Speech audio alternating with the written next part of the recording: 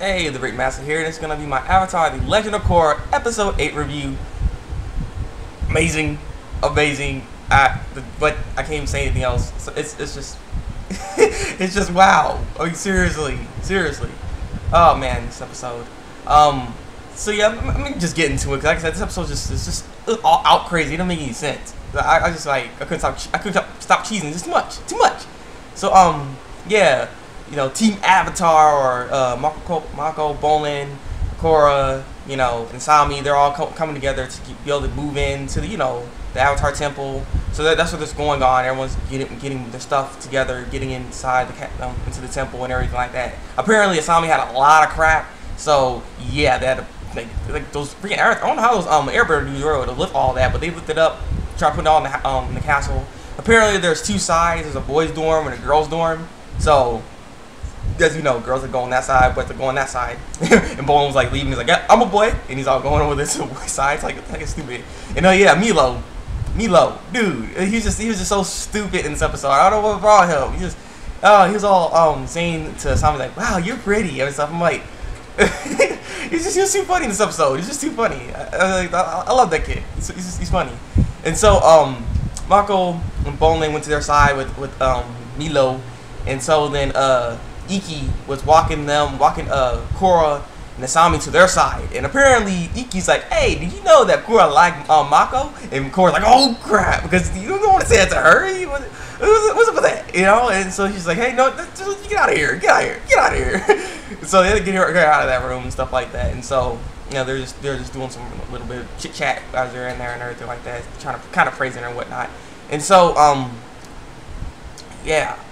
So then we end up seeing who's the new chief of, you know, of the task force, not task force, but of the metal benders and whatnot, because you know, Chief Beifong left because she just felt like she couldn't do it, and so the person that was in charge, his name is Sakone. You know, the guy that sounds like Bato. If you watch Wilson Shell, he sounds just exactly like Bato. But yeah, he's all like, I'm gonna be the new chief of police and stuff. And I'm gonna work under, or I'm gonna tell everything to TARLOCK because he's my guardian, and he needs to know everything. I don't know what to do. Like I don't know what TARLOCK did, but he controlled the crap out of him. Now TARLOCK has all the power. He has the power from the task force to the police to just even the freaking council people, because council guys are just retarded. So yeah, now he has even that power now because he's just, I don't know. TARLOCK is just acting stupid in this episode too. TARLOCK, dude. So yeah. So then Mako, Korra, Bolin, you know, Team Avatar. I'm gonna have to call them that now because they're Team Avatar. Team Avatar. They end up going to patrol the city and stuff like that. Because he's like, we need to protect the city. That was the whole point, their whole plan of what they're gonna be doing. Because like Korra was feeling down on himself because she felt like she's not a good Avatar. Because what TARLOCK said to her face, saying like, I don't really need you. You know, how's that airbending training going? That's what I thought. I'm like, oh, ouch, because that did kind of hurt right there. I'm like, ooh. So yeah, she just started feeling kind of down about herself. It's like I can't even master airbending. Like I don't feel like a good Avatar. I'm the worst Avatar ever and stuff like that. And I feel alone. And so then Mako was like, no, you don't feel. She don't feel alone. And someone's like, yeah, you're really good. You're the best. What's going on and stuff, like, you're not alone anyways. You got us. We're the new Team Avatar. We'll be by your side. Because Aang, you know, Aang didn't do all this by himself. He wasn't the master of all the elements. I mean, he had all the elements, but he wasn't a master of all of them.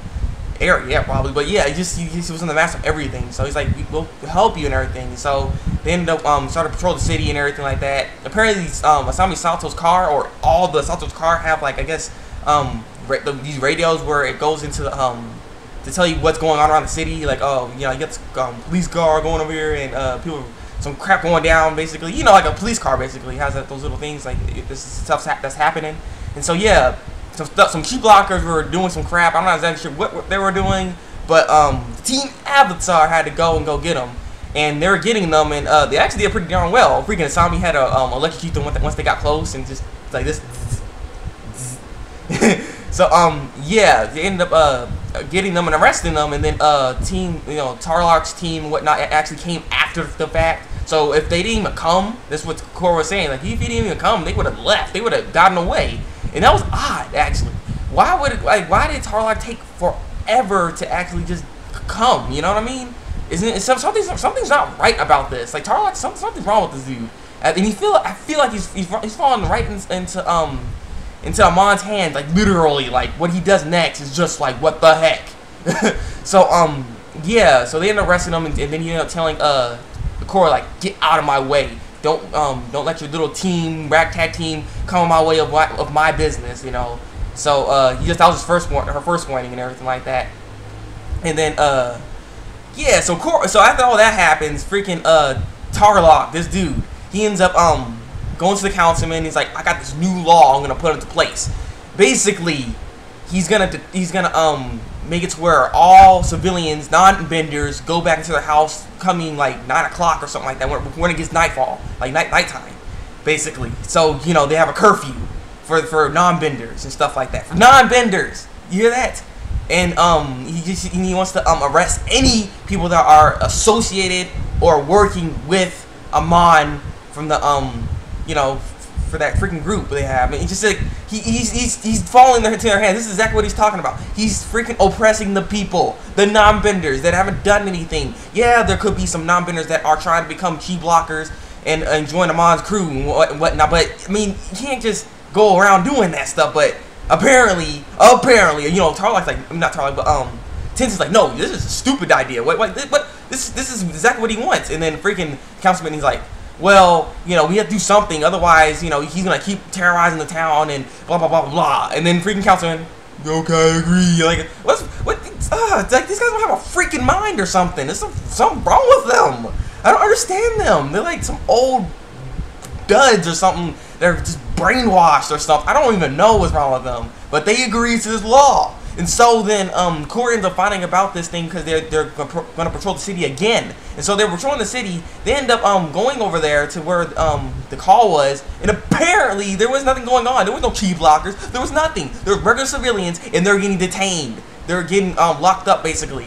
And the people are like, hey, you know, turn the power back on. Because apparently the power was off. I don't know why the power was off, but they turned off all the power. They have all the civilians in like one place. And freaking the chief Psychon dude's like, we believe that you guys are some chi bloggers and blah blah blah. You know, like go back. Actually, no, it's like go back to your homes.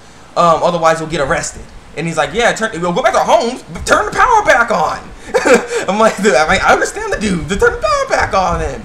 But no, I don't know what's going on. So then Korra comes and like, hey, you're the avatar just for us too. So do something. And so Korra's like, I got this. I'll finish this up. So he wants to talk to Tarlock, and Tarlock's like, huh? Yeah, you're trying to be in my business again. Okay then. Hey, Asami. You know, your father is associated with Equalists, so we're gonna have to arrest you. And it's like what? And then they're like, okay, and then Mako's like, hey, you can't do that. So, oh yeah, okay, we're gonna arrest you too. Oh, and arrest his brother as well. You know, they're in the way. Arrest him. And he's like, what's going on here? So they're all getting arrested. And so Korra's like, hey, and he's about to smash him with some freaking some stones because she picked up some rocks and stuff. And then Mako and Bone Lane are like, no, don't do this. It's not worth it. You know, just don't worry about it. Just if you get in, you don't need to go in jail. And so then he's like, I'll make sure to get Tensen and get you out of here because this is all stupid. So you know, he's just arresting anybody at this point and arresting non-benders. And so then he ends up arresting everybody there. That all the civilians that they think they're all. This is what Tarlock said. Like they're all freaking chi blockers. Arrest them. I'm like, they didn't even do anything. So he arrests all of them. And then, like I said, it's like Korra has got to get her friends out. So Tensen goes to the station, the police station, and everything. And freaking Chief Sakon was walking by, and then Sakon saw Tensen. He's like, ooh, try to walk away all fast. Like, hey, wait a minute. And you get these three out. They haven't done anything. He's like, well, we need to clearly see that they haven't done anything. They're not a threat to us. They're not part of the Equalists or blah blah blah. Like they get everyone's a freaking Equalist person now, and so then he couldn't get them out, could it? And so then that just made Korra even more mad. And so then Korra ends up seeing him basically. He ends up seeing Tarlock. He ends up going to his own into this room. It had like a waterfall and stuff. So Korra goes into that room. He's basically all alone. He doesn't have the council people over there, and he has like one other assistant. He's like it has councilman people left, of course. But not Tensen, but Tarlock said, and he's like, yeah, because they all left. It's like you should leave too. I was wondering why you wanted them to leave all of a sudden. And then when they like do a private chat with her, like I don't really see what the point in that is. But yeah, so they started talking, and you know the guy left. Things weren't going so well. It's like, you know, I need you to join my team. If I'll let those three go, if you just follow under my lead, like freaking puppet, be a puppet to me. Let me use your power. And he's like, well, so that's why you arrested him? I'm still saying no, I don't want to freaking work with you. You're just evil. There's something wrong with you. You're just like a mon. You're just like a mon. And he's like, oh really? So now you just got all angry. He had like the crazy eye and stuff. And so he's like, that's unfortunate. And so he's like, I need to get rid of you. So he just starts fighting her all of a sudden in the fight scene. That was a good fight scene. It was really nice. And so the fight scene was going on, and Korra was actually doing pretty well. She was holding her own against TARLOCK, and TARLOCK seemed like he was on the ropes because he had no water once she knocked him out of his office, because his office had all that water. So he knocked him out of that office, and this when things get crazy. I was like, if there's no full moon, I'll tell you right now, there's no full moon. Bloodbending happened. TARLOCK knows how to do bloodbending. I was like, what? And so he bloodbended Korra, and I was like, there's no full moon. How is he doing this? That's what she said too. She's like, how are you doing this? She's like, how are you doing bloodbending? Where do you learn that from? And so then she gets knocked out. Flashback happens. Flashback happens with you end up seeing Yukon. Yukon had the crazy eye thing going on too, and all of a sudden the whole place that he was in, he was like, he was getting like trialed for something. He bloodbended everybody from freaking Aang, Toph, and Sokka. Everybody was bloodbended. I was like, what the heck? He was a controller one. He just all have his hand on his back like it was nothing. Like, so this is what makes me think that Yukon is the father of TARLOCK, because he is from the Water tribe too. So this is it's just interesting. So what is TARLOCK's aim at all this then? Is he really trying to stop the Equalists, or is he doing something else? Like, this is just crazy.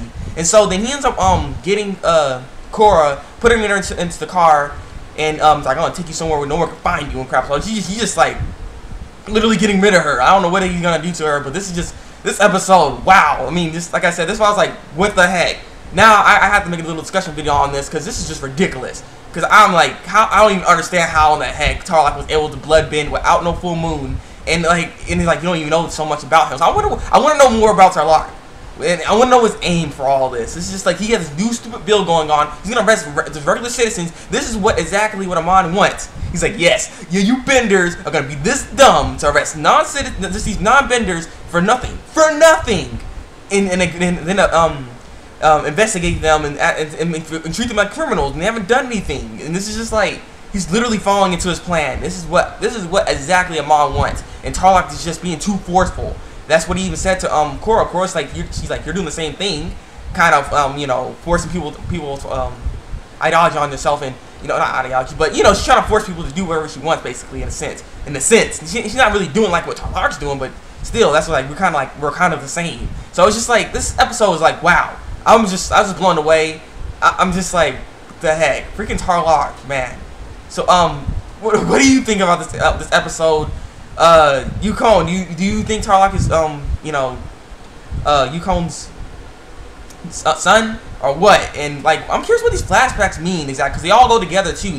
They all come together. There's a video actually that's on YouTube. You should search it up. That has the video of all of it together, and it fits perfectly. It fits perfectly. So it's just like, what does these flashbacks all mean? And that's why she needs to get into the spiritual, spirit world. Korra, she needs to get into this thing so she can learn airbending. She can become a better avatar. She needs to do something, because this is just getting ridiculous. All this is just too much. So leave your comments below, tell me what you think. Like if you like this video. Subscribe to my channel for some more Avatar Legend of Korra episode reviews. So yeah, it's been the Thabreakmasta, and until then, break out.